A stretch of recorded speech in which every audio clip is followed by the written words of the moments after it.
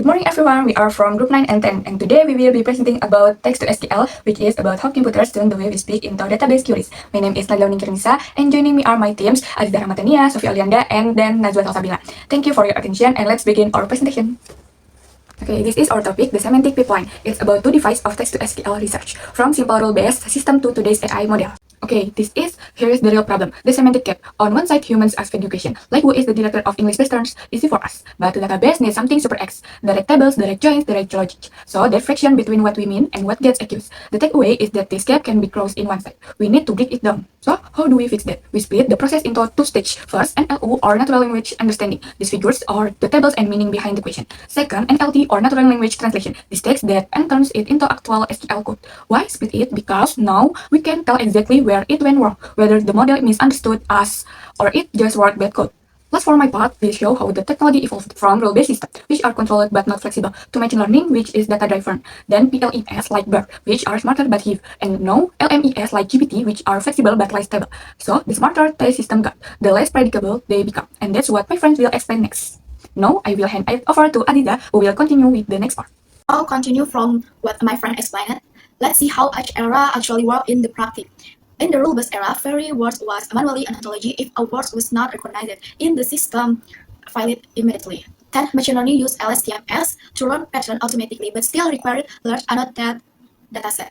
PLMS, like BERT, understood the full sentence context and directly, like required words to relevant tables and columns in the schema.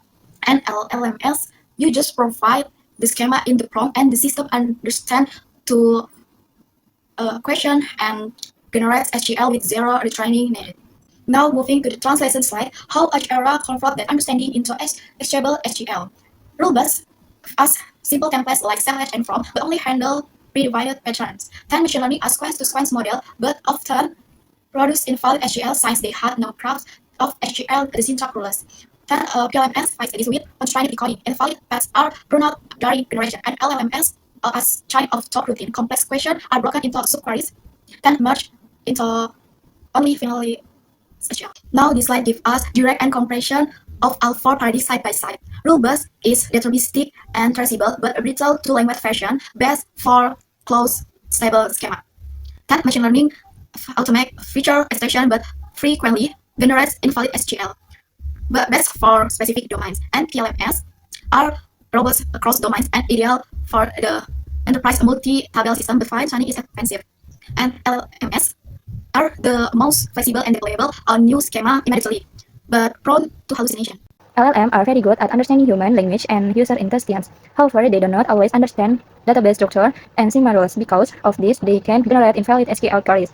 Therefore, LLM still need validation to ensure reliable result. There are three implementation strategies: prompt-driven, it's fast, and low-cost. Fine-tuning provide better accuracy but requires more research, indirect knowledge for the highest accuracy and better racing. But it is more complex. The best strategy depends on the needs of the system. Thank you. This slide explains how neural symbolic synthesis combines the flexibility of LLMs with the accuracy of rule-based system. First, the LLM generates several SQL queries, then the system validates them and removes incorrect queries. Finally, it selects the most accurate result.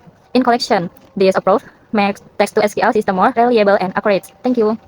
This slide shows the evolution of text-to-SQL benchmark from simple dataset like ATIS and GeoQuery to more advanced ones such as Spider, BERT, and Spider 2.0, which better reflect real-world challenge. This slide explains how text-to-SQL systems are evaluated based on accuracy, correctness of result, efficiency, and their ability to understand different user questions. This slide presents workflow of a modern text-to-SQL system, understanding the user request, generating an SQL query, and validating the result to ensure accuracy and reliability.